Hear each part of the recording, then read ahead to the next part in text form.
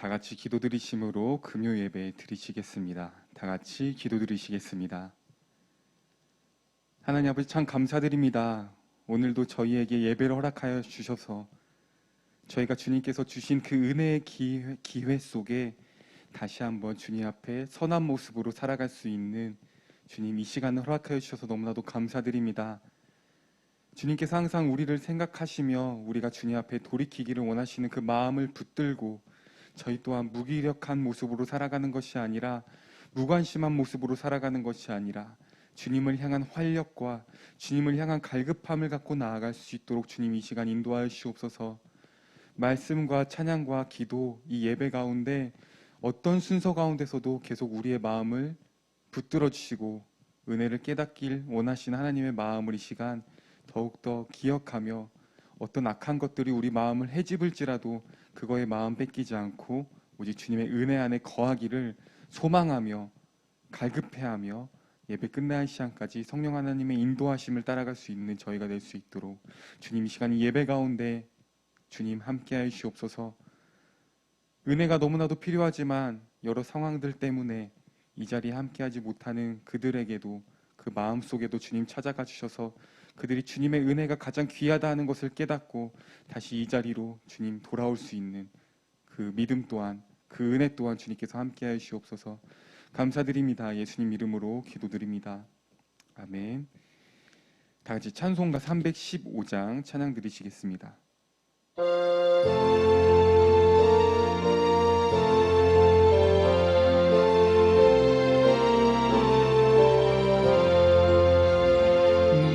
주 되신 주를 참 사랑하고 곧 그에게 죄를 다고합니다. 그 은혜를 주신 내 예수시니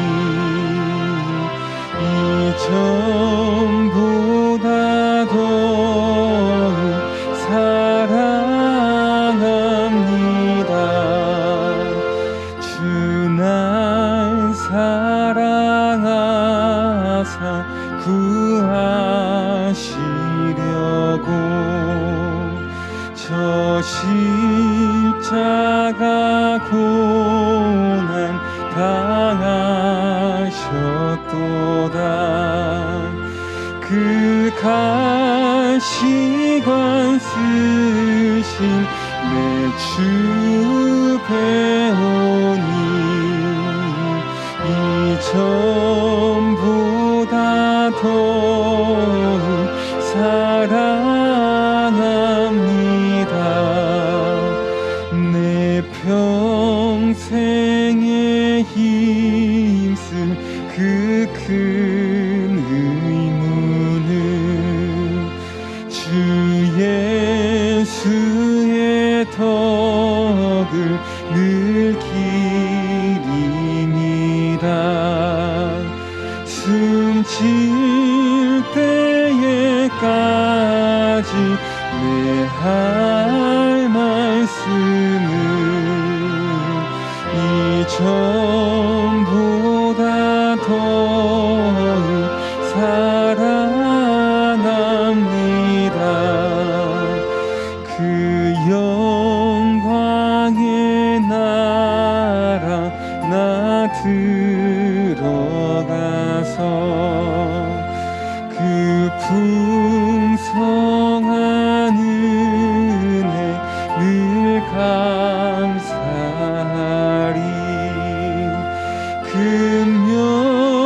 금면류관 쓰시 나 찬송할 만 이 전보다 더욱 사랑한 1절 한 번 더 찬양합시다. 내 주 되신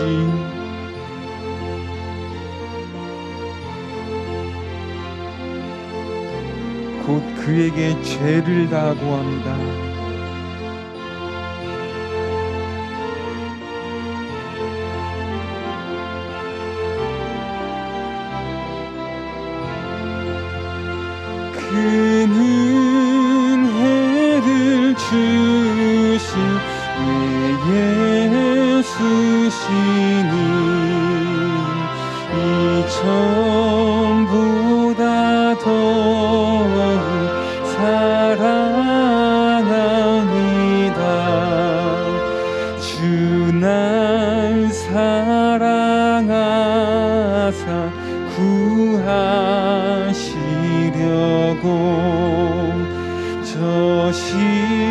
십자가 고난 당하셨도다. 그 가시관 쓰신 내 주 배우니 이전보다 더욱 사랑한 내 평생에 힘쓸 그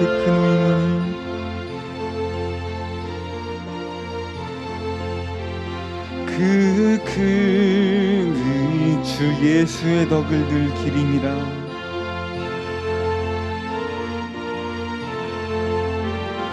늘 기림이라. 숨질 때에까지 내 할 말씀은 이전보다 더욱 사랑합니다. 그 영광의 나라 나 들어가서 그 풍성한 은혜 늘 감사하리. 그 면류관 쓰고 나 찬송할 말 이전보다 더욱 사랑합니다.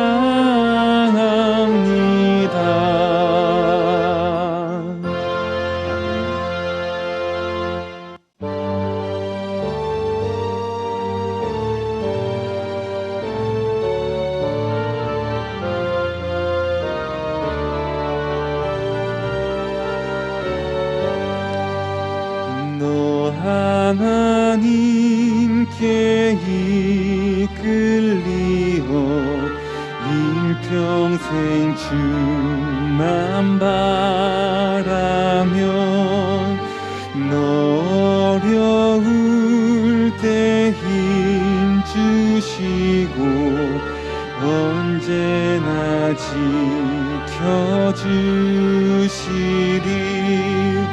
주 크신 사랑 믿는 자 그 반석 위에 서리라. 너 설레는 맘 가다듬고 희망 중 기다리면서 은혜로신 주의 뜻과 사랑에 만족하여라. 우리를 불러주신 주 마음에 소원하신다. 주 찬양하고 기도하며 내 본분 힘써 다하라. 주 약속하신 모든 은혜 내게서 이루어지리라. 참되고 의지하는 자 주께서 기억하. 1절 너 하나님께 이끌려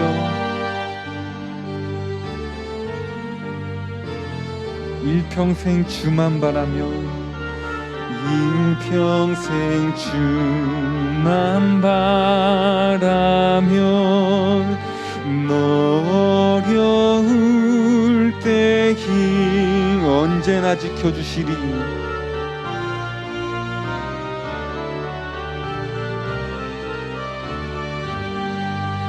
주 크신 사랑 믿는 자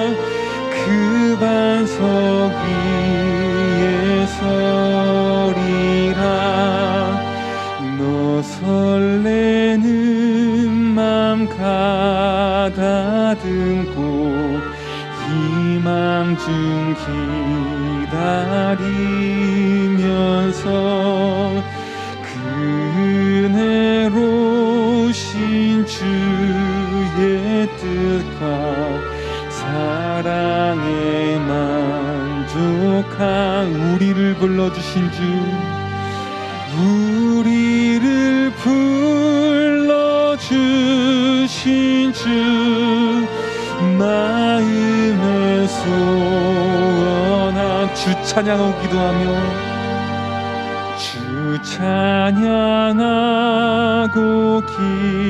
기도하며 내 몸은 힘써 다하라.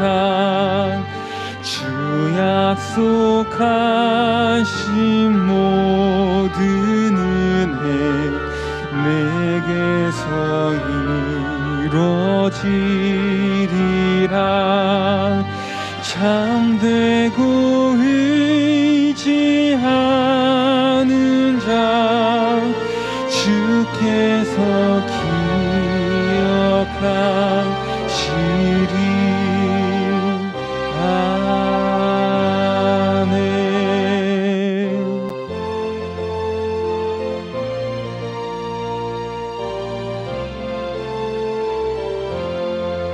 날 대속하신 예수께 내 평생 모두 드리리. 늘 진실하게 하소서 내 구주 예수여. 나 구주 위에 살리라. 내 기쁨 한량 없으리. 내 갈 길 인도하소서 내 구주 예수여. 날 구원하신 예수를 일평생 의지하오니 날 영접하여 주소서 내 구주 예수여. 나 구주 위에 살리라. 내 기쁨 한량 없으리. 내 갈 길 인도하소서 내 구주 예수여. 주 십자가에 달리사 날 자유하게 했으니 내 몸과 마음을 주 위에 다스게 하소서. 나 구주 위에 살리라. 내 기쁨 한량 없으리. 내 갈 길 인도하소서 내 구주의. 나 구주 위에 살리라. 나 구주 위에 살리라. 내 기쁨 한량 없으리. 내 갈 길 인도하소서 내 구주. 나 구주 위에 살리라. 나 구주 위에 살리라. 내 기쁨 한량 없으리. 내 갈 길 인도하소서 내 구주 예수여.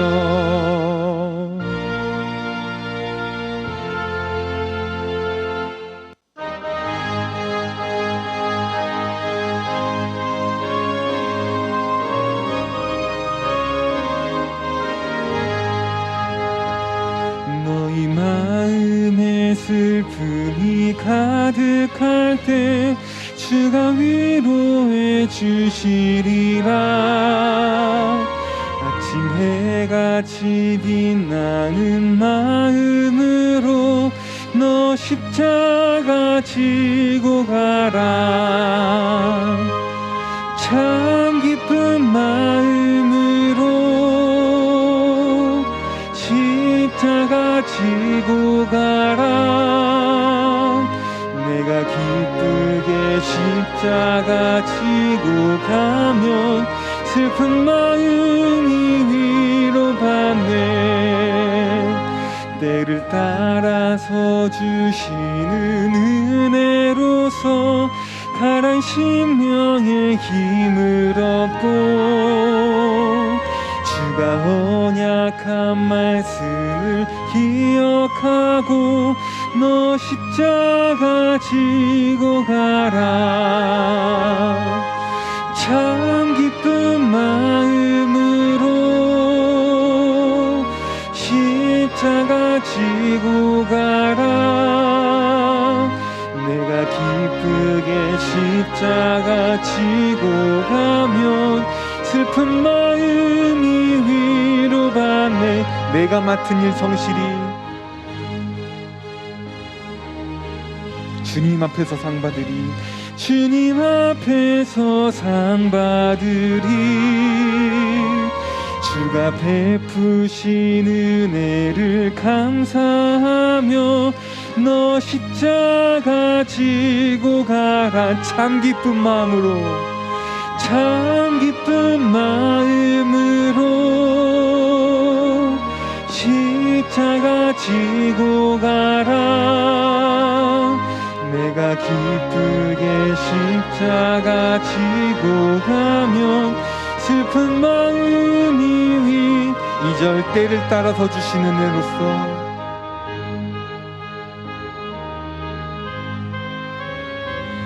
가란 심령의 힘을 얻고 주가 언약한 말씀을 기억하고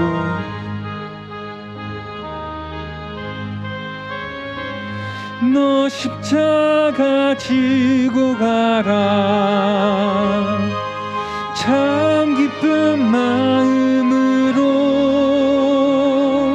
십자가 지고 가라. 내가 기쁘게 십자가 지고 가면 슬픈 마음이 위로받네. 참 기쁜 마음으로, 참 기쁜 마음으로 십자가 지고 가라. 내가 기쁘게 십자가 지고 가면 슬픈 마음이 3절 내가 맡은 일 성실히 행할 때 주님 앞에서 상 받으리.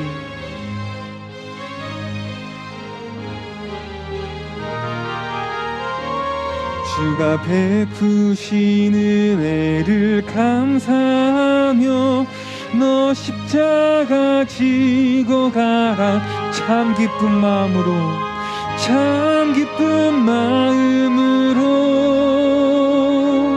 십자가 지고 가라.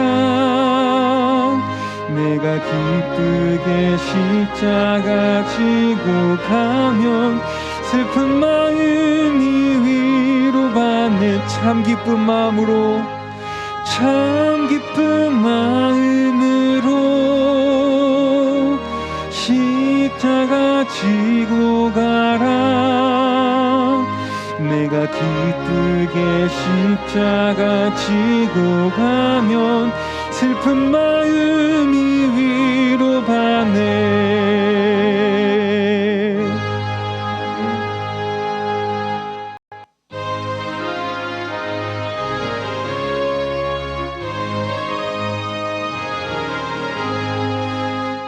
푸른바다 나성이 몸 어디든지 가오리라. 괴로우나 즐거우나 주만 따라 가오리니 어느 누가 막으리까. 죽음인들 막으리까. 어느 누가 막으리까. 죽음인들 막으리까. 아골골 잡힌들에도 복음 들고 가오리다. 소돔 같은 거리에도 사랑 안고 찾아가서 종의 몸에 지닌 것도 아낌없이 드리리다. 종의 몸에 지닌 것도 아낌없이 드리리다. 종 존귀 영광 모든 권세 주님 홀로 받으소서. 몇시천대 십자가는 제가 지고 가오리다. 이름 없이 빛도 없이 감사하며 섬기리다. 이름 없이 빛도 없이 감사하. 1절부터 한 번 더 찬양합시다. 푸른 바다 나서니 몸 어디든지 괴로우나 즐거우나 주만 따라가오리니 어느 누가 막으리까. 죽은 이들 막으리까. 어느 누가 막으리까. 죽은 이들 막으리까. 아골 골짝 빈들에도 복음 들고 가오리다. 소돔 같은 거리에도 사랑 안고 찾아가서 종의 몸에 지닌 것도 아낌없이 드리리다. 종의 몸에 지닌 것도 아낌없이. 이전 한번 찬양합시다. 아골골자 복음 들고 가오리다. 소돔 같은 거리에도 사랑 안고 찾아가서 종의 몸에 지닌 것도 아낌없이 드리리다. 종의 몸에 지닌 것도 아낌없이 드리리다.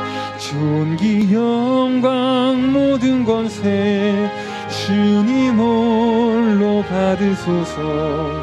몇시천대 십자가는 제가 지고 가오리다.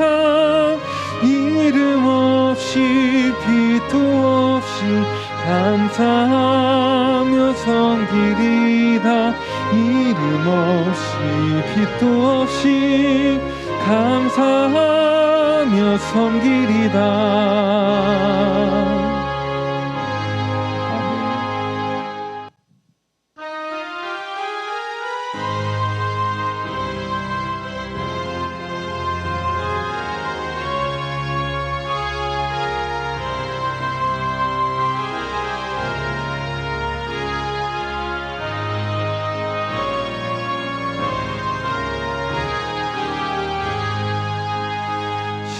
십자가를 질 수 있나. 주가 물어보실 때 죽기까지 따르오리. 저들 대답하였다. 우리의 생명 주의 것이니 주님의 형상 만드소서.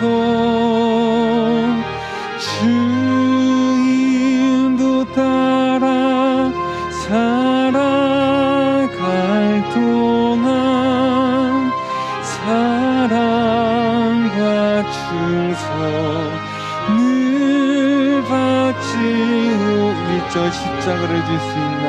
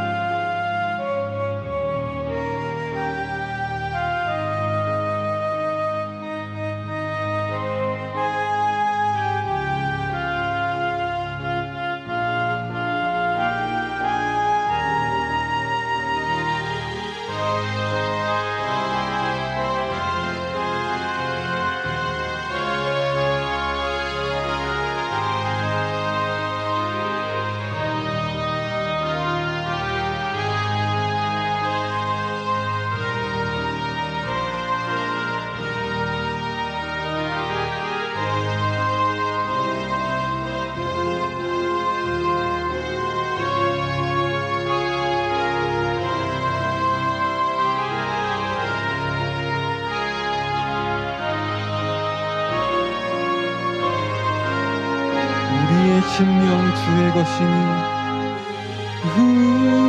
우리의 심령 주의 것이니 주님의 형상 만드소서. 주 인도 따라 살아갈 동안 사랑과 충성 늘 바치오. 3절 걱정 근심 모든 그늘 너를 둘러 덮을 때 주께 내 영 맡기겠나. 최우승이 믿으며 우리의 심령 주의 것이니 주님의 형상 만드소서. 주 인도 따라 살아갈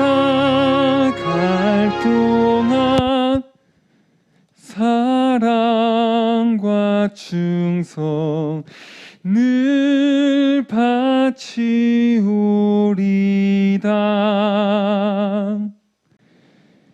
네, 이 시간 다 같이 예배를 위해서 기도드리시겠습니다.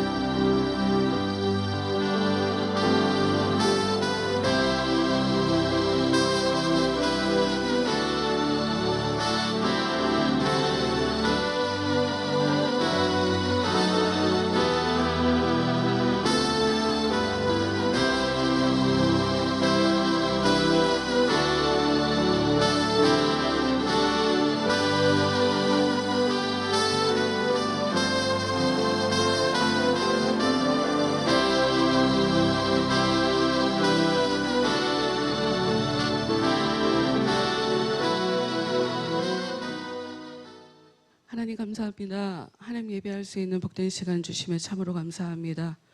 이 시간 저희들의 영혼을 거룩한 산 제물로 하나님께 올려드립니다.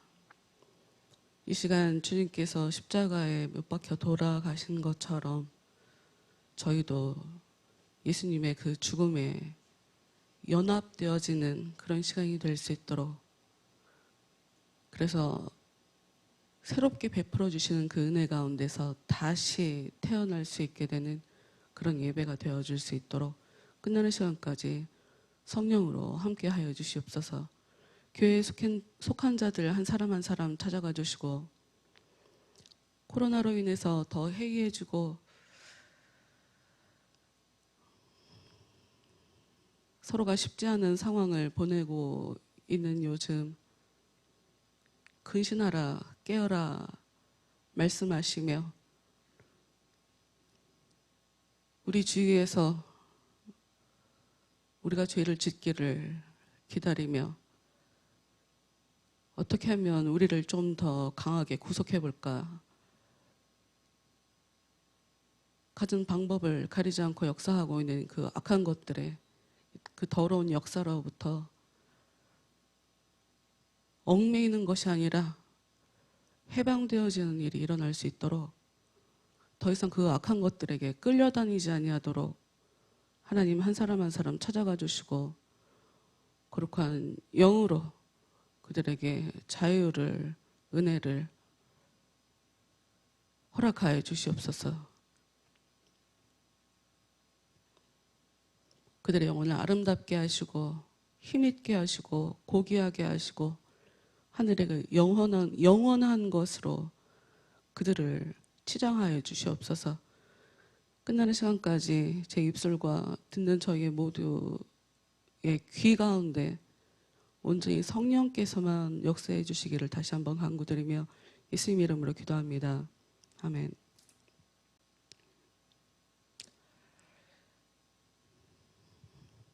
지난주에 적그리스도에 대해서 같이 살펴보느라고 다니엘서 말씀을 봤죠. 그리고 마태복음 말씀도 봤어요. 다니엘서에서 이야기한 것이 예수님 오시기 전에 다니엘이 꿈을 꾸고 그 환상에 대한 해석을 알게 된 그 이후에 다니엘이 꾼 꿈이 성취가 되는 것을 실제로 성취가 된 것을 이스라엘 역사 가운데 그들이 경험했고 또 예수님께서 마태복음 24장을 통해서 멸망에 가증한 것이 성전 안에 서 있는 것을 보고든 도망하라 라고 얘기하시는 예수님이 종말에 대해서 얘기한 것 같은 말씀이 40년 후에 또 성취가 된 것을 그들의 역사 가운데서 실제로 그들이 경험했음을 지난주에 말씀을 드렸죠. 그리고 이제 우리가 그것과 또 똑같이 그러니까 다니엘에 나온 말씀 같고 그리고 예수님이 하셨던 말씀 같은 것이 요한계시록에 또 써 있기 때문에 한 번이 아니라 계속 같은 모습이 반복적으로 그려지는 그 요한계시록은 사실 우리에게 앞으로 벌어질 일에 대해서 굉장히 예언적인 그런 성격을 가진 책으로 우리가 생각하면서 이제껏 그것을 해석하는 것에 따라 해석을 잘못하면 이단이다 라고 하는 그런 얘기까지 하면서 개중에 어떤 교회는 아예 요한계시록을 가지고는 설교조차 하지 않으시기도 해요. 요한계시록은 보통 이단들이 좋아하더라고요. 왜냐하면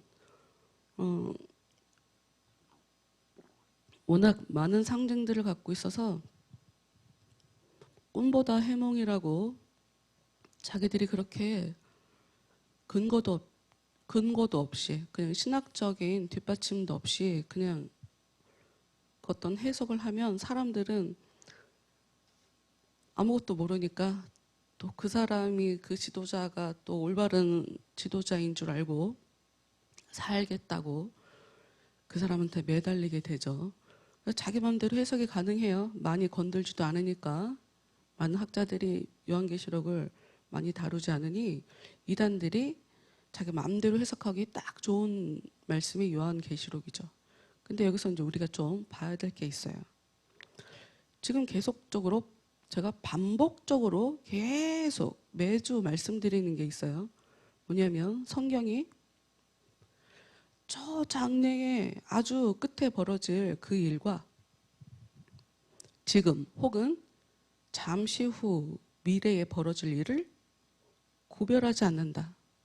왜 그러는 걸까? 이유가 있죠. 예수님은 이것을 섞어서 지금 이게 멀리 지구 끝에 우리가 종말에 벌어지겠다는 얘기인 거야? 조만간에 벌어지겠다는 거야? 아니면 지금 현재 벌어지고 있다는 거야? 이거를 사람들이 알기 참 어렵게 섞어서 예수님께서 써놓고 있어요. 근데 이게 굉장히 여기서 우리가 중요하게 좀 깨달아야 될 게 있죠. 뭐냐면 성경은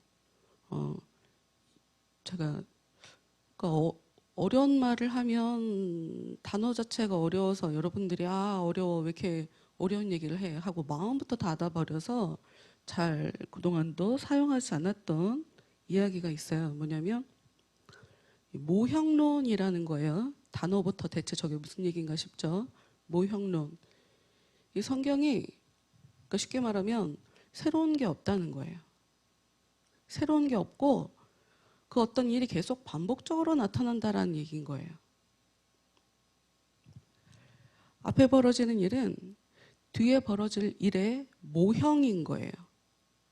모형 이러면 굉장히 좀 어려운 얘기처럼 보여요. 샘플 같다고 생각이 들죠. 샘플이란 뜻도 있어요. 도장 자국, 원형이 있고 모형이 있어요. 원형이 있고 모형이 있어요. 이 앞에 벌어지는 이 모형은 뒤에 벌어질 원형을 설명하기 위한 일인 것뿐이에요. 두 일이 근데 굉장히 비슷하다. 왜냐하면 어떤 도장, 틀, 뭐 이런 걸 가지고 이렇게 찍었다고 할 때 찍혀진 모양을 보면 원형과 똑같은 모양이 찍혀지죠. 그러니까 이 모형만 봐도 원형이 어떤 거라는 것을 알 수가 있단 말이에요. 그러니까 모형만 제대로 알아도 원형이 무언지를 그냥 알게 되는. 근데 이게 왜 중요하냐? 성경에 이런 모형들이 굉장히 많이 있다는 거죠. 이 모형들. 이 말이 무슨 얘기인지를 좀 우리가 이해하려면 고린도전서 10장 11절 말씀을 좀 보면 이해하시기가 쉬워요. 고린도전서 10장 11절 말씀을 보도록 할게요. 고린도전서 10장 11절. 지금 모형론에 대해서 얘기해요. 원형이 있고 원형과 같은 모형. 11절. 그들에게 일어났던 이러한 일들은 모든 사람에게 경고의 본보기가 되었습니다. 그리고 그런 일이 기록됨으로써 이 마지막 때를 살아가는 사람들에게 훌륭한 교훈이 되고 있습니다. 종말의 때를 살아가는 사람들에게 지금 뭘 보여주고 있냐? 본보기를 보여주고 있다라고 써 있지만 성경에 본보기라는 단어가 써 있지만 그 본보기란 말이 바로 모형이라는 뜻이에요. 같은 말이에요. 같은 단어예요. 이 모형이란 단어 좀 자극 아니면 흔적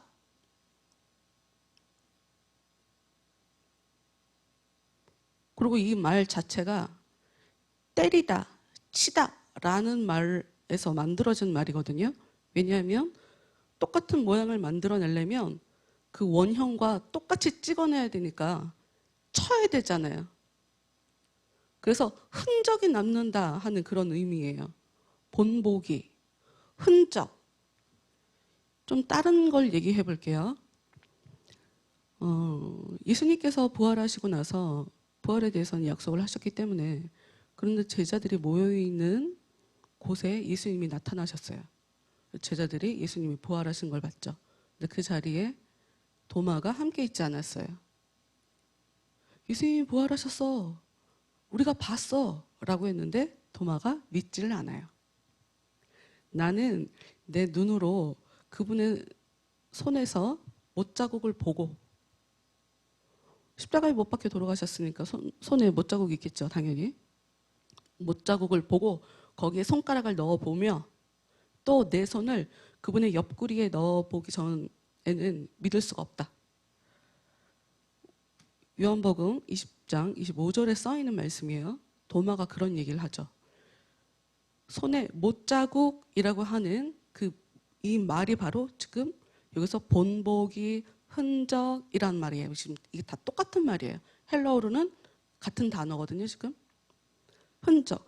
못 박혀서 돌아가셨으니까 예수님 손에 못 박혔다는 흔적이 있을 거 아니야 라는 얘기인 거죠. 근데 우리한테 사실 이게 굉장히 중요한 의미인 것이 이 단어 모형이라는 단어가 우리한테 가장 의미 있는 부분은 의미 있는 차원은 어디에서 사용되는 말이냐? 창세기에 하나님께서 우리를 하나님의 형상으로 만들었다고 얘기하죠. 그 형상이 바로 이 모형이란 말과 같은 말이에요. 그러니까 하나님이 사람을 만드실 때 하나님의 형상으로 만들었어요.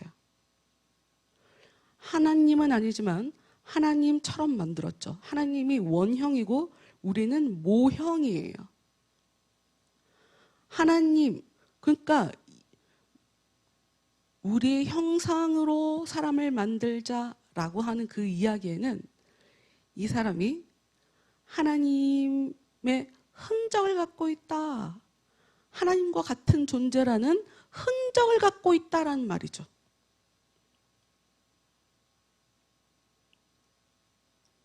그래서 교만하게 사나 봐요. 하나님처럼 만들어진 존재이기 때문에.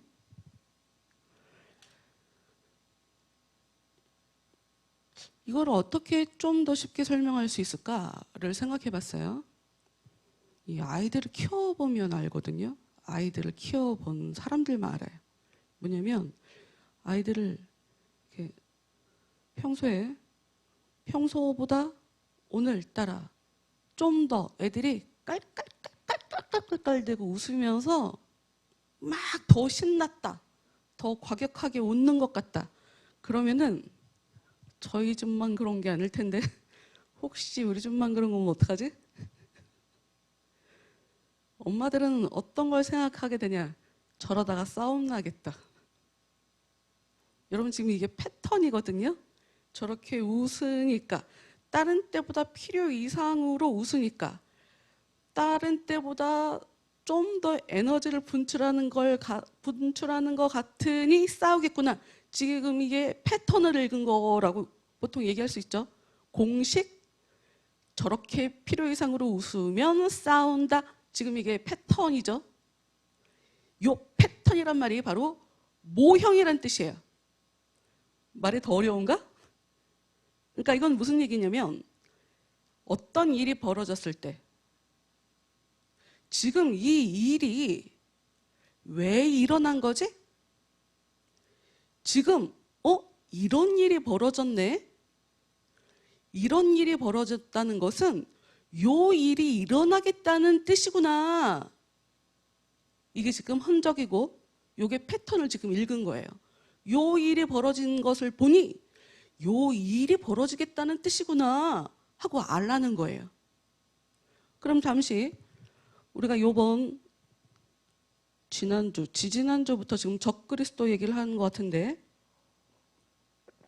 바로 이 적그리스도가 나타나는 걸 보면 망하겠구나를 알으라고 지금 말씀이 기록되어 있다고요.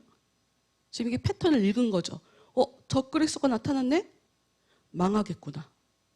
적그리스도가 나타났으니 종말이 되겠구나 하고 읽어라 하는 그런 의미인 거죠. 그럼 여기서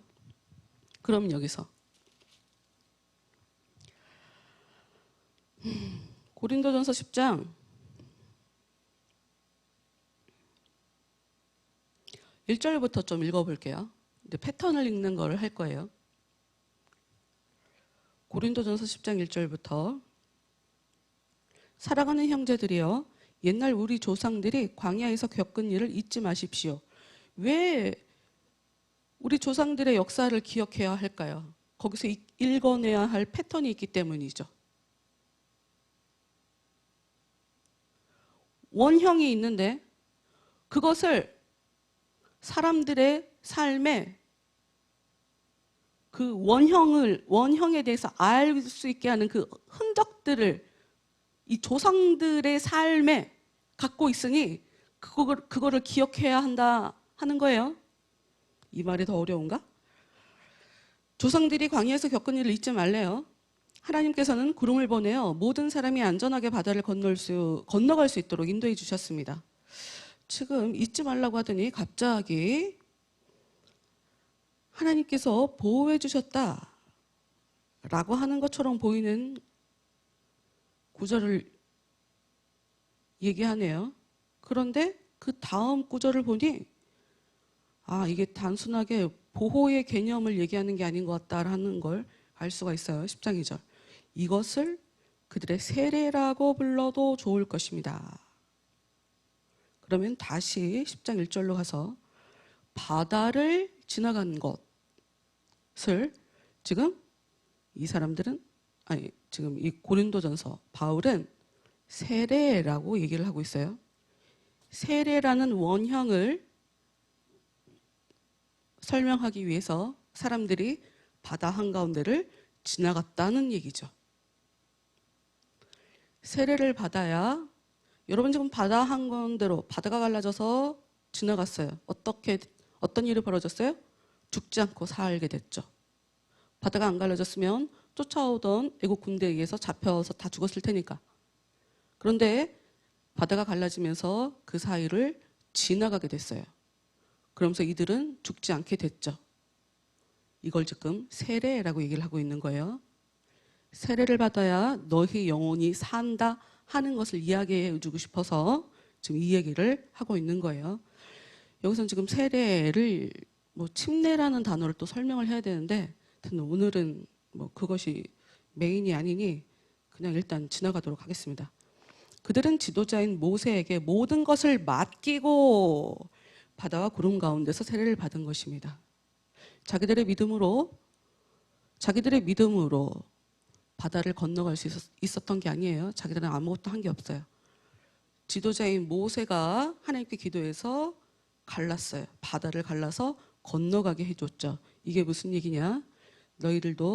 너희들이 삶 속에서 벌어진 이 어려움을 걱정하지 말고 너희 지도자인 예수께 너희를 맡기고 살면 산다. 이런 얘기를 하고 싶다는 거예요. 지금 이게 모형을 읽어낸 거예요.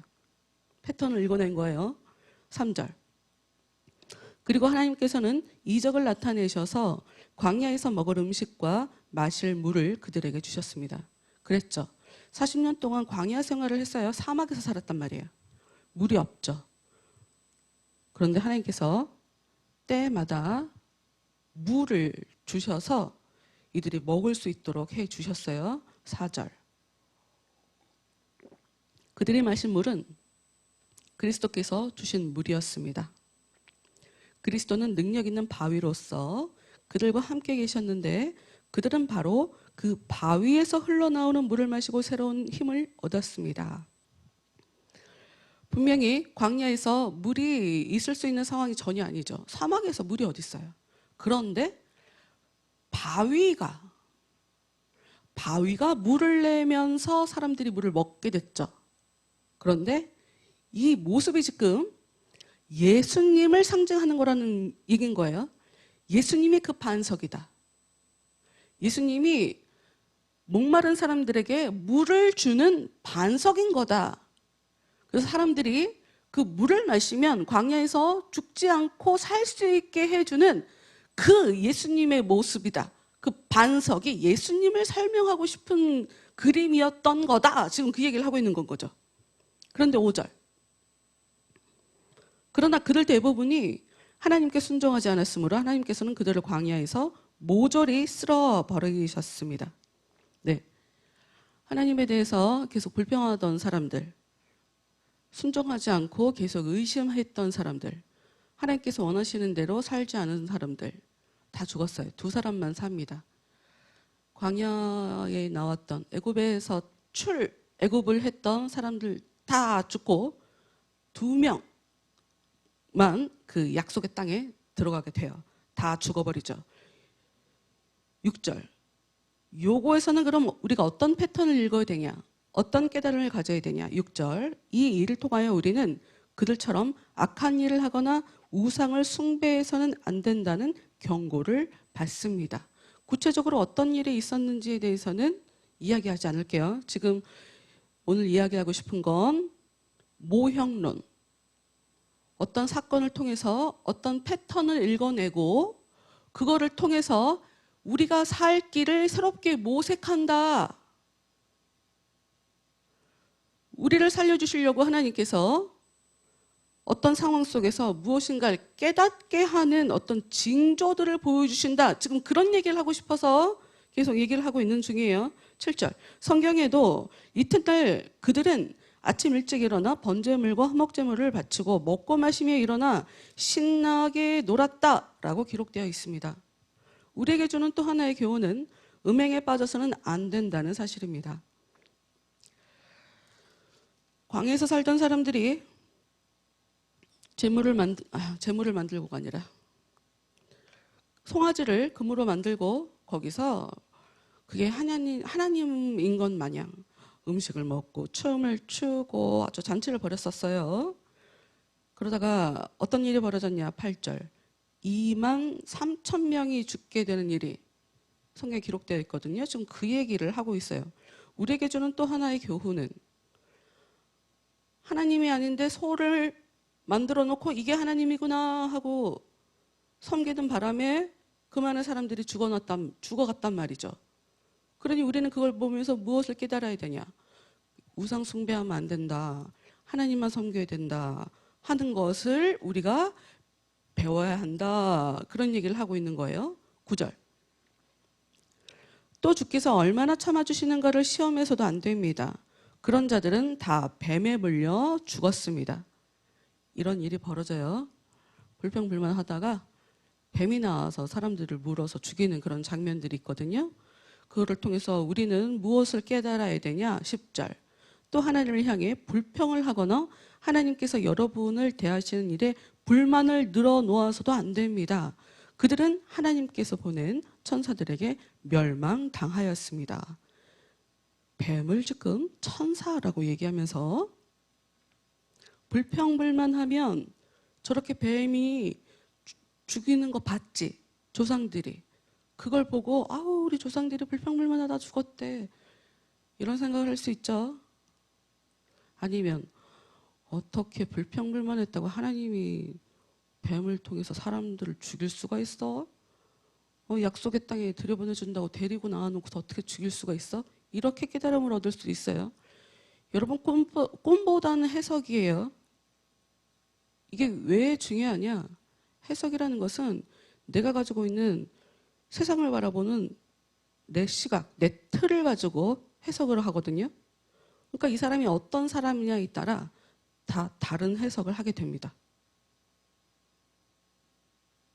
해석을 하는 것을 볼 때 이 사람이 어떤 사람이구나 하는 그 흔적을 알 수 있게 되는 거예요. 속에 들어있는 그 사람의 영혼의 실체?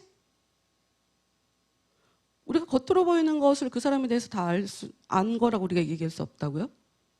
이 사람이 어떤 사람인지 어떤 일이 벌어질 때 어떠한 해석을 하는지를 보면 아, 이 사람이 지금 하나님을 믿어드리고 있구나.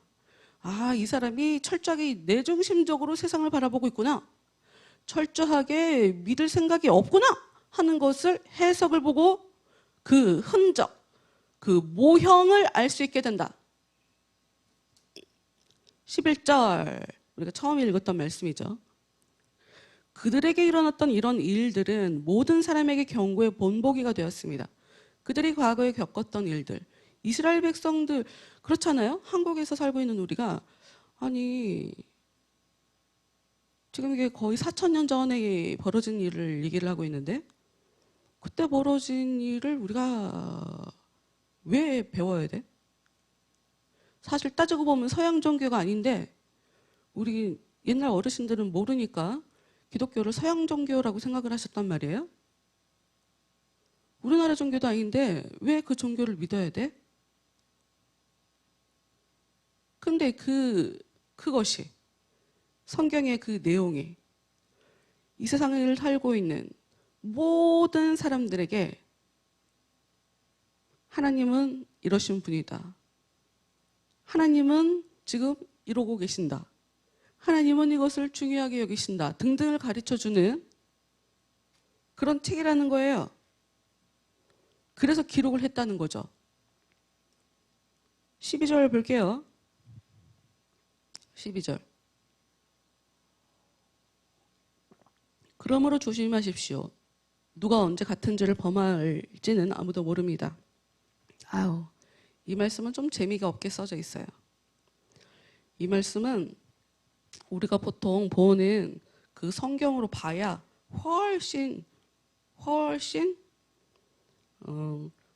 여러분 들어보신 분들도 있을 거예요. 들어보신 분들도. 우리가 보통 가지고 있는 개역개정에는 이 말씀이 이렇게 써 있어요. 그런즉 선줄로 생각하는 자는 넘어질까 조심하라. 좀 뭐가 많이 다른 것 같죠? 필요 이상으로 과신하지 마라. 자기가 잘한다고 착각하지 마라. 이런 얘기를 하는 거죠.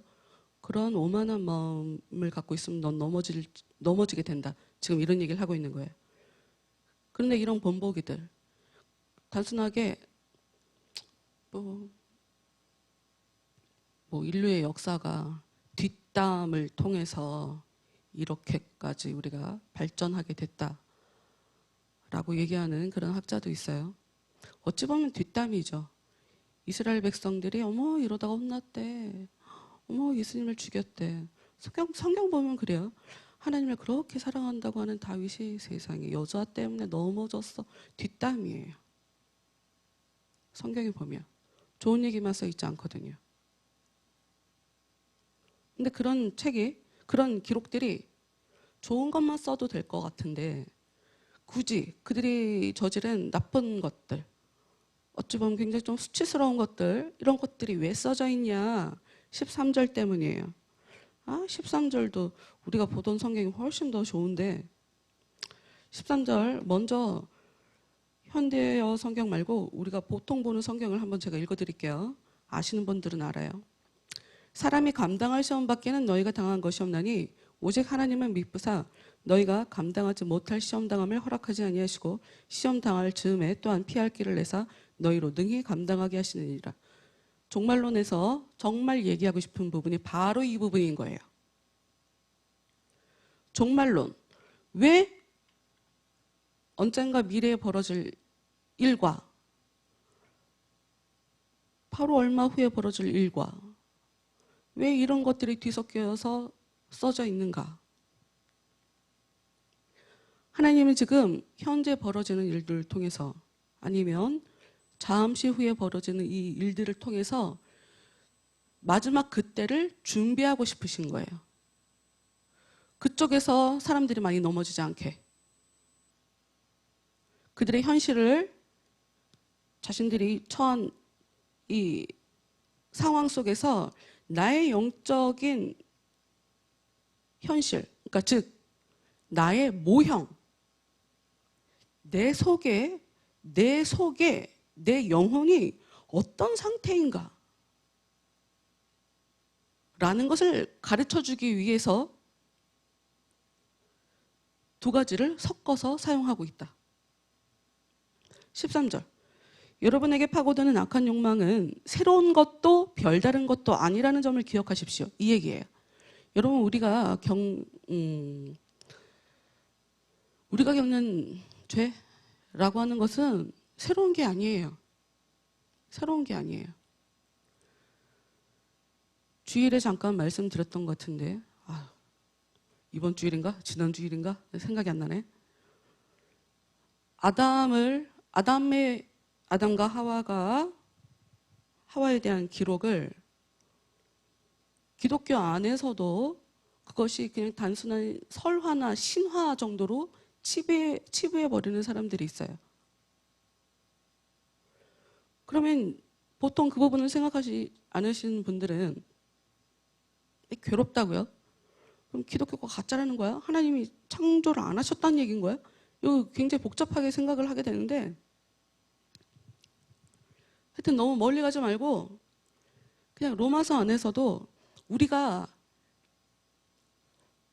아담 때문에 이 세상에 죄가 들어왔다고 하는 이 얘기가 진짜 신화라고 받아들여져서 안 믿어지냐? 그러면 조금 다르게 얘기해보자. 우리는 전부 다 아담처럼 죄를 지며 산다 라고 얘기했던 거가 지난주인가 지지난주였던 것 같은데 그러니까 이게 무슨 얘기냐? 아담의 죄는 하나예요. 하나님의 말씀에 불순종했다. 인간들의 죄는 하나님의 뜻에 불순종하는 죄인 거예요. 모든 죄가 불순종, 하나님 앞에 불순종하기 때문에 우리는 전부 다 죄인이라는 거예요. 색다른 게 없어요. 전부 다 말 안 들어서 죄 지어서 죽는 거예요.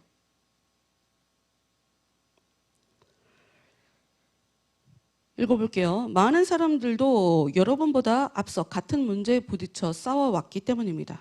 도저히 대항할 수 없는 유혹이란 없습니다. 시험이 너무 커서 제가 넘어졌어요. 시험이 너무 큰 게 아니고요. 믿음이 없으신 거예요.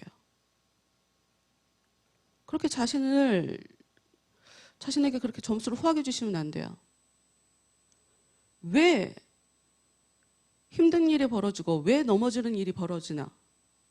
여기서 잘 깨달으면 더 큰 일이 앞으로 벌어지게 될 건데 거기선 살아요. 이게 기회가 된다. 철저하게 나의 현실을 보고 앞일을 준비할 수 있어요. 그렇기 때문에 벌어지는 거예요. 그렇기 때문에 조만간 벌어질 고난과 장차 끝에 벌어질 고난을 섞어서 얘기하신 거다. 예수님은. 하나님께서는 여러분이 물리칠 수 없을 만큼 강한 유혹을 당하도록 내버려 두시지는 않습니다. 아니요, 하나님 나 안 도와주시던데. 그건 하나님이 안 도와주시는 것이 아니라 여러분이 하나님을 믿지 않아서 그런 거예요. 여러분이 하나님 안에서 그 어떤 선택을 하는 것이 아니라 하나님과 상관없는 선택을 했기 때문에 욕심 때문에 시험을 당하는 것이다.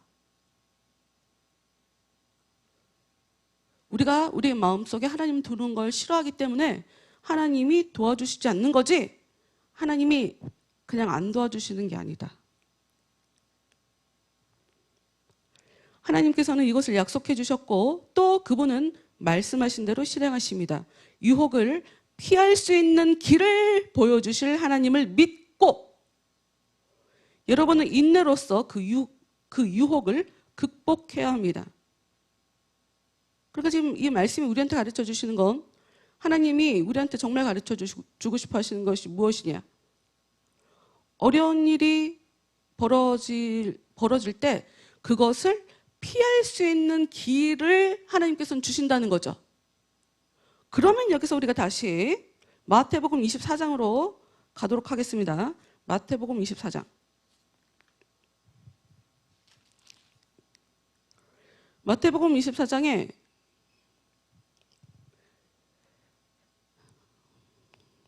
40절, 39절부터 봅시다.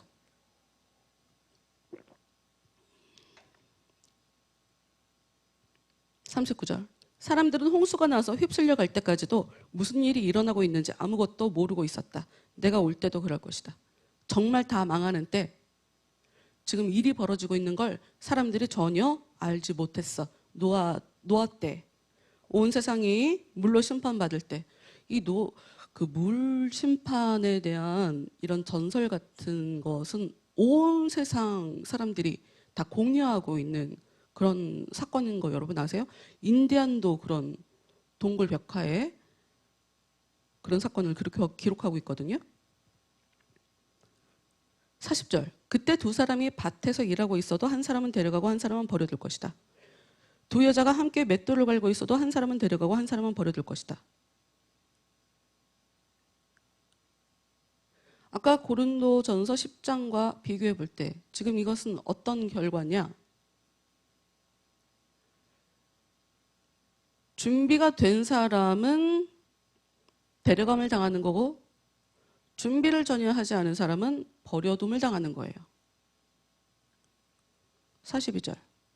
그러니 준비하고 있어라. 너희 주인이 언제 올지 너희가 알지 못하리라. 여러분 선전포고가 뭔지 아시죠? 선전포고. 나라 간에 전쟁을 하기 전에 쳐들어가겠다 하고 선전포고를 해요. 이거는 이 협약으로 아예 정해져 있는 거예요.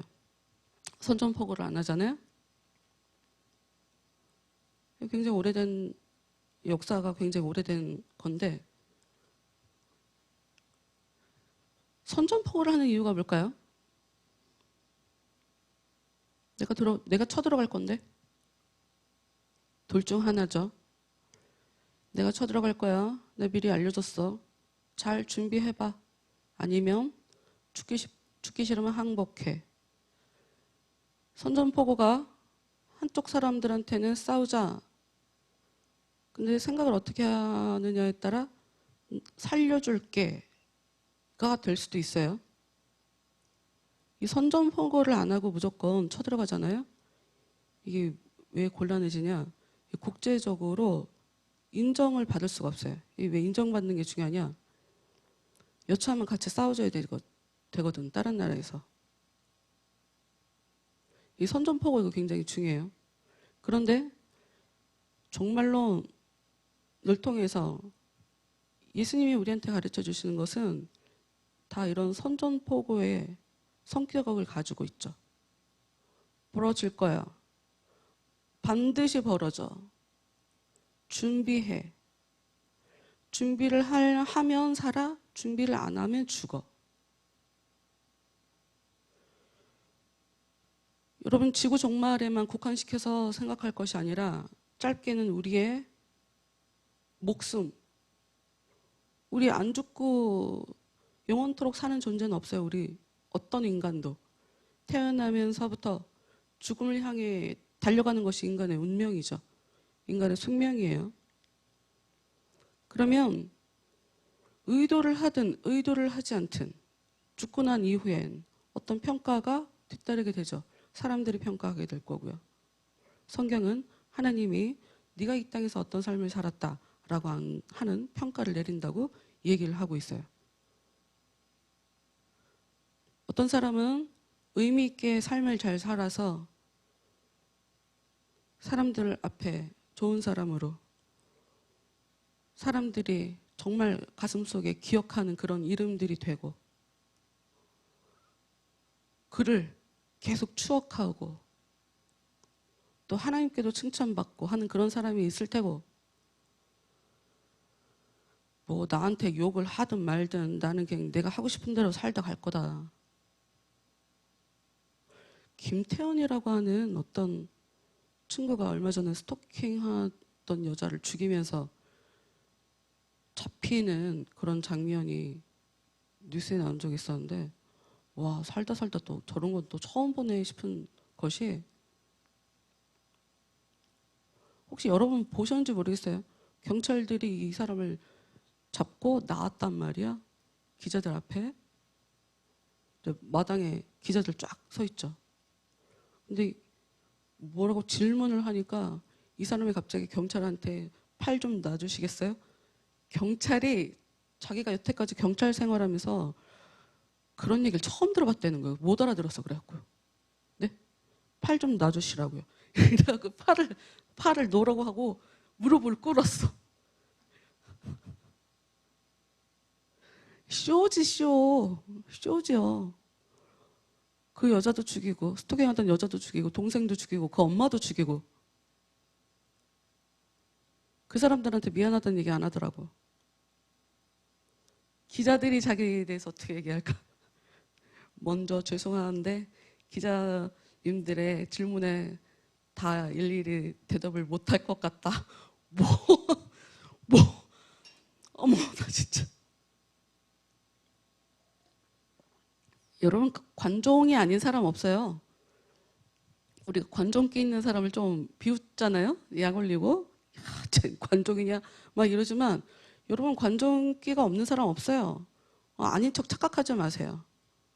자기가 사람들한테 드러나도 칭찬받거나 이렇게 뭔가 좋은 얘기를 들을 게 없다고 생각하기 때문에 아이에게 마음에서 내려놓고 사는 거지. 누구나 다 사람은 사랑을 먹고 사는 존재예요. 다른 사람들의 인정을 받고 존중을 받고 살아가는 존재란 말이에요. 인간은 원래. 전부 다 관종이에요. 우리는 전부 다. 근데 이게 못된 마음이 못된 게 그 애를 지배하고 있으니까 이상하게 발휘가 되는 거잖아. 긍정적인 좋은 일을 해서 사람들한테 좋은 평가를 받는 게 아니라 못된 짓을 해서 와 나 대단하지? 내가 이 정도로 벌어졌어? 와 많이 모였네? 이런 식으로.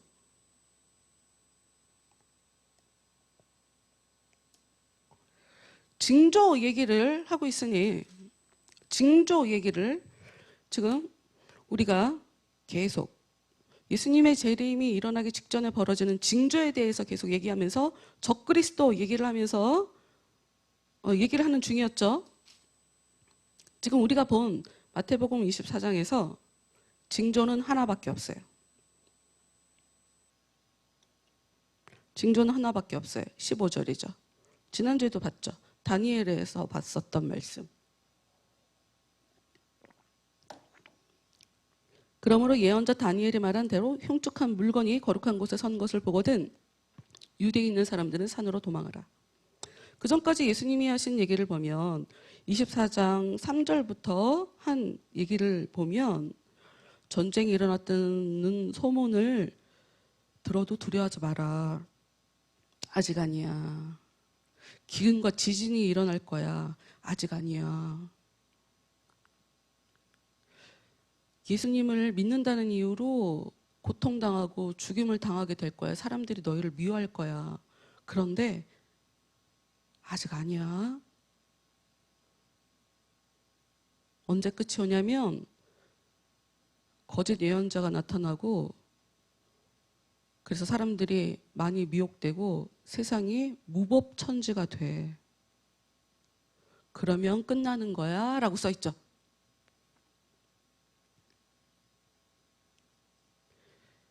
적그리스도. 종말이 일어나기 전에 적그리스도가 나타나요. 왜 무법천지가 되냐? 이들은 자기가 법이거든요. 법도 자기들이 원하는 대로 고치는 애들이거든. 자기들이 원하는 대로. 여기서 질문을 하나 하자면 적그리스도가 나타나니까 종말이 일어나는 걸까요? 종말이 일어나야 하니까 적그리스도가 나타나게 되는 걸까요? 우리는 그걸 모르죠. 좀 다르게 얘기해 볼까요? 저 사람이 저렇게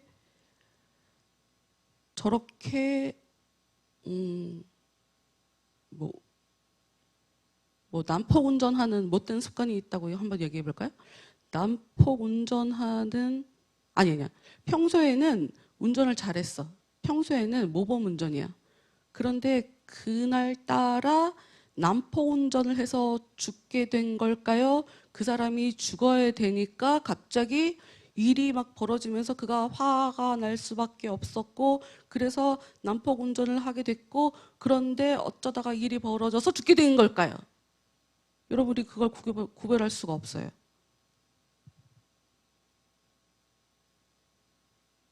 무슨 얘기냐면 지금 벌어지는 일만 가지고 이 일 때문에 내가 죽을 거다. 좀 더 축약을 해서 한쪽 부분만 가지고 얘기를 해볼게요. 우리 영혼의 문제는 어디에서 그 흔적을 발견할 수 있게 되냐? 나의 삶에 나타나는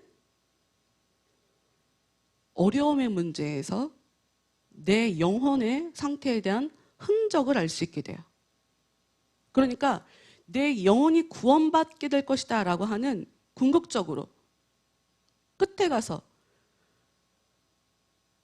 그날에 벌어지는 그 최후 심판에 내가 어떤 모습으로 하나님 앞에 서게 될지는 지금 현재 그 흔적들이 나타난다.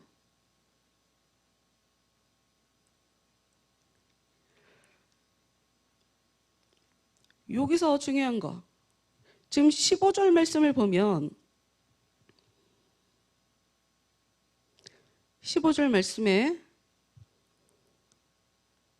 성전에 흉측한 게 서거든 도망가 라고 하는 그런 얘기가 써 있죠. 그런데 여기서 우리한테 중요한 건 그게 아니에요. 17절도 18절도 19절도 일단 일이 벌어지면 그때는 되돌릴 수가 없어.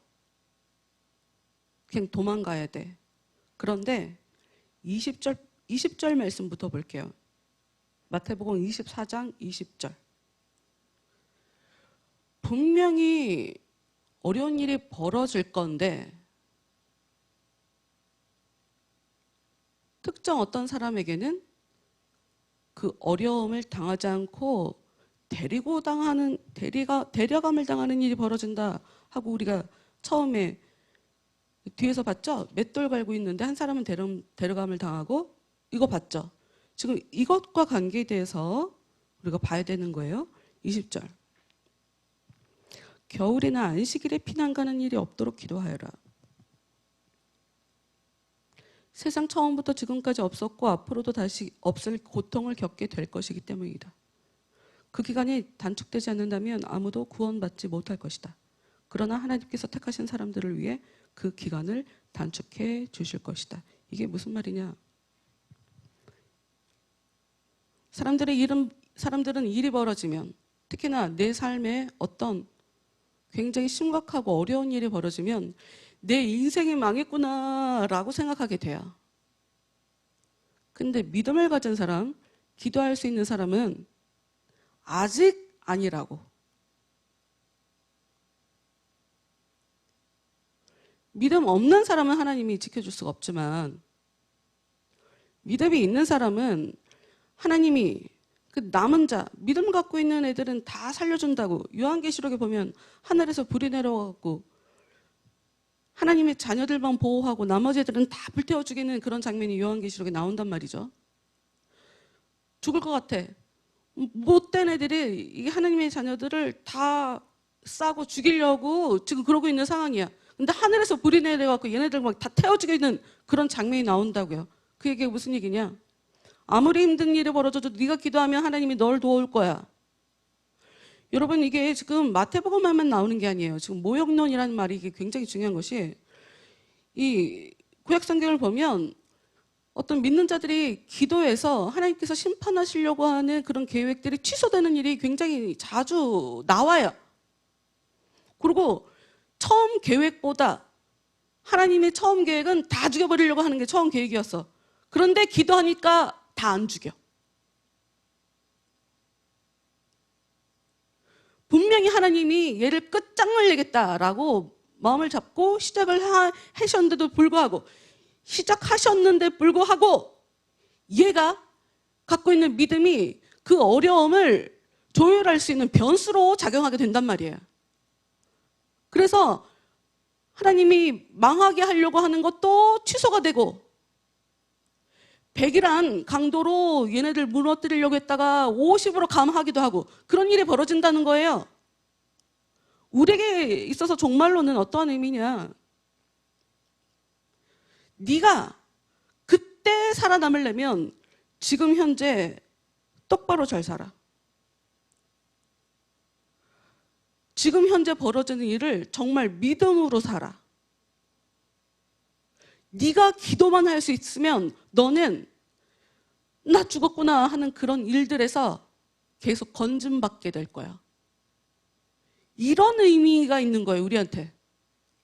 아니, 내가 구원받고 주님 안에서 정말 주님이 받아주시는 그런 죽음을 내가 당했는데, 지구가 망하거나 말거나 내 생명, 나랑은 관계가 없는데? 그게 무섭지는 않은데? 이것과 또 이게 또 이상하게 해석되시는 분이 있으니까 너무 멀리는 못 가고요. 지금 내가 어떠한 모습으로 살아가는가? 장래에 벌어질 그 일이 뭐가 중요해? 정말이 그게 뭐가 무서워? 지금 잘 살면 그 죽을 일을 안 당하게 되는데, 예수님 얘기를 듣고 예수님 시킨 대로 한 사람들은 살았어요, 이때도.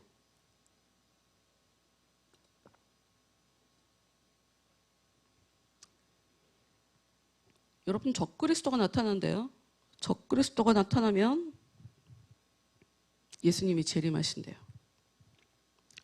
저는 이것을 우리가 보이는 세계에만 적용하면 우리가 되게 불쌍한 거다 하는 생각이 들어요. 왜냐하면 모형론이라는 거예요. 모형론. 이 상징이 있단 말이에요. 그러니까 뭐냐면, 성경을 보면 제가 반복적으로 얘기했던 게 있어요. 정말 신적인 존재의 천사와 하나님의 일을 하는 사람을 가리키는 말도 천사로 두 단어가 구별되지 않고 똑같은 단어로 사용된다. 적그리스도. 우리는 국가적으로 정말 못된 짓 하는 뭐 히틀러 같은 그런 사람이 제가 적그리스도였어 라고 생각하지만, 성경을 가만히 들여다보면 우리는 하나님의 말씀대로 살지 않아요. 내가 적그리스도죠. 이걸 어떻게 이용할 수 있냐, 이 말씀을. 내가 적그리스도라는 거를 깨달으면 나에게 나를 살려줄 수 있는 그 은혜가 찾아온다.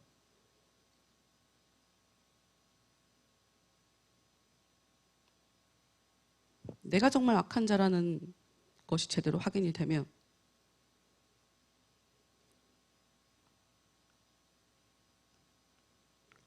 주님의 은혜, 더 이상 더럽지 않게 살아도 되는 은혜, 내 연약함을 도와줄 은혜,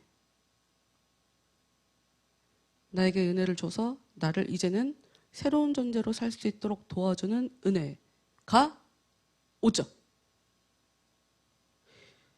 언제 벌어지게 될지 모르는 예수님의 재림이 우리한테 중요한 것이 아니라 우리가 이 땅을 살아가면서 우리가 어떻게 하면 하나님의 뜻대로 살 수 있게 될까 하는, 우리가 하나님의 성령의 은혜가 내 안에 계속 찾아오게 되는 거, 이게 우리한테 진짜 중요한 문제죠.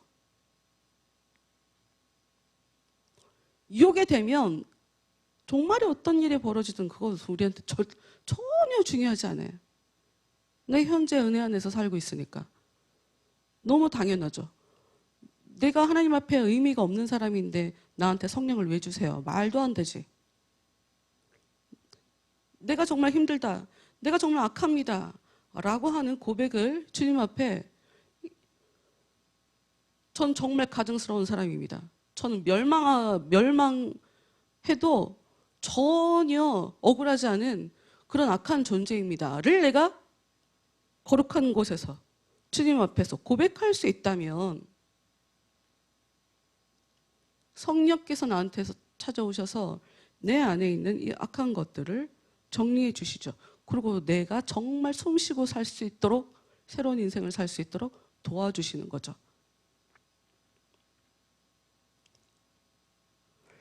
거짓 그리스도, 거짓 예언자들은 바깥에 있는 게 아니고 내 안에 있어요. 내가 수시로 마치 내가 뭐라도 되는 것처럼 아무리 예수님이 손을 내밀어도 그 손을 잡지 않죠. 하나님이 여러분을 이용해 먹을까 봐 겁이 나서 손을 못 잡으시는 건가?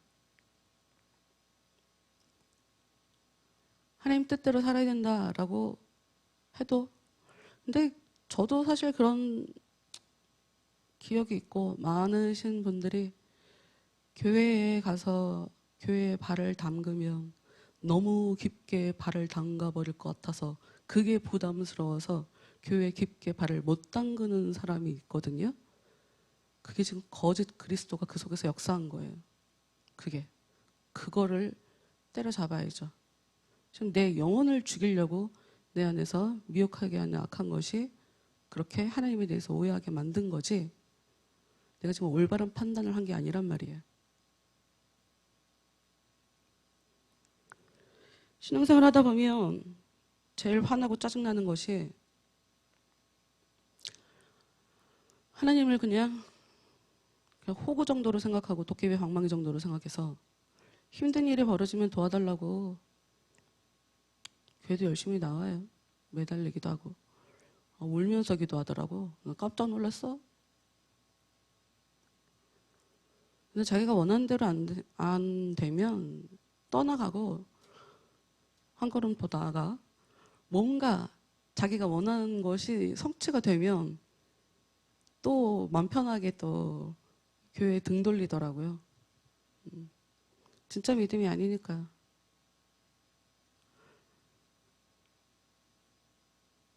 내가 잘하는지 내가 잘못하는지는 내가 판단하는 게 아니고 하나님께서 판단하는 거예요. 그리고 하나님의 판단은 지금 어디에서 그 흔적을 알 수 있냐? 내 삶에 벌어지는 일들을 통해 하나님이 나에게 대해서 어떻게 판단하고 계신지 흔적들이 나타납니다. 결핍의 문제, 여러 가지로 힘들고 답답하고 평안이 없고 되는 일도 없고 돈도 없고 전부 다 결핍의 문제죠. 하나님을 하나님으로 인정해드리지 않아서 병도 나죠. 아프기도 하죠.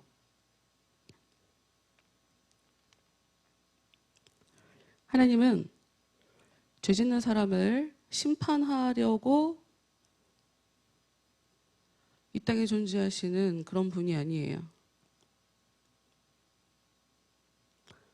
한 사람이라도 더 구원하시려고 하는 것이 하나님의 뜻이지, 너는 잘못했으니까 벌을 받아라, 이런 식으로 한쪽만 갖고 하나님에 대해서 성경이 얘기하는 게 그것뿐만이 아닌데, 자기가 알고 있는 그 얕은 지식만 가지고 하나님은 이럴 거야 하고 답을 내리면, 그런 오만함이 나로 하여금 어떤 어려움에서도 하나님이 도와주실, 어떤 어려움이 벌어져도 도움을 받지 못하게 되는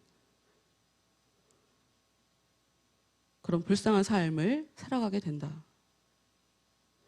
끝까지 참는 사람은 구원을 받을 것이다. 구원을 받기 위해선 끝까지 참아내야 되는 일이 벌어진대요. 그래서 구원을 받기 위해선 우리 힘으로 하는 것이 아니라 그분의 도움을 계속 받아야 끝까지 견뎌낼 수 있죠. 끝까지 참아낼 수 있죠. 무조건 나는 잘 참으니까 라고 생각하시는 분들, 참는 게 뭔지 몰라요. 교회가 하나님을 믿는 사람들이 참는 게 뭔지를 몰라서 그냥 말 안 하고 그냥 웃고 이러고 살면 그걸 참는 거라고 생각하시더라고요. 성경에서 그런 걸 참는 거라고 얘기하지 않는데. 어찌됐건 해석을 이상하게 하면 그걸 이단이라고 얘기하면서 기독교가 아니라고 얘기해요. 우리가 하나님에 대해서 내 마음대로 그 어떤 이미지를 씌워놓죠. 프레임을 걸어놓죠. 하나님은 이래. 그래서 내가 이럴 수밖에 없어. 그것이 정말 무지한 거죠. 정말 무지한 거죠. 하나님은 성령께서 내 안에 오셔야 알게 되는 분이에요. 내가 아무리 알고 싶어도 알 수 없어요. 그분이 내 안에 찾아오셔야 우리가 하나님에 대해서 알 수 있게 되는 거지. 저 이제 믿고 싶습니다. 저 이제 하나님을 알고 싶습니다. 이런다고 쉽게 알아줄 수 있는 분이 아니다. 그래서 구원에 이르기까지 참기 위해선 절대적으로 하나님의 은혜가 필요하다. 성령의 도우심이 필요하다. 네, 다음 주에 이 적그리스도에 대한 것을 좀 더 보도록 하고, 내 안에 하나님에 대해서, 예수님에 대해서 제대로 인정해드리는, 그러니까 오픈 마인드가 제대로 안 돼 있는 분들은 그 적그리스도가 나인 거고, 내 안에 지금 적그리스도가 있어서 그리스도가 들어오지 못하게 역사하고 있는 그런 상태라는 것, 그것이 우리 영적 현실이라는 것, 그게 바로 내 보이지 않는 내 영혼 상태의 흔적이죠. 내 마음이, 내 감정이. 어찌됐건 간에 은혜는 우리 안에 찾아와서 우리를 깨끗하게 하고요, 우리를 강하게 하고요, 우리를 아름답게 하고요, 우리를 부여하게 해요. 그런 하나님을 전 경험했고, 정말 뛰쳐나가서 막 얘기하고 싶어, 사람들한테. 뭐 믿질 않으니까. 내가 뭐 믿으란다고 믿을 수 있는 것도 아니고. 이 시간 여러분에게 하나님께서 역사해 주시기를, 성령께서 역사해 주시기를 제가 기도하겠습니다. 여러분이 하실 것은, 저는 하나님의 은혜가 없으면 멸망하기에 딱 멸망하기 좋은 그런 존재입니다. 전 하나님이 보실 때 가증스러운 존재입니다. 이것을 고백하실 수 있으면 할렐루야예요. 이러면 은혜는 여러분에게 역사합니다. 다 같이 기도하시겠습니다.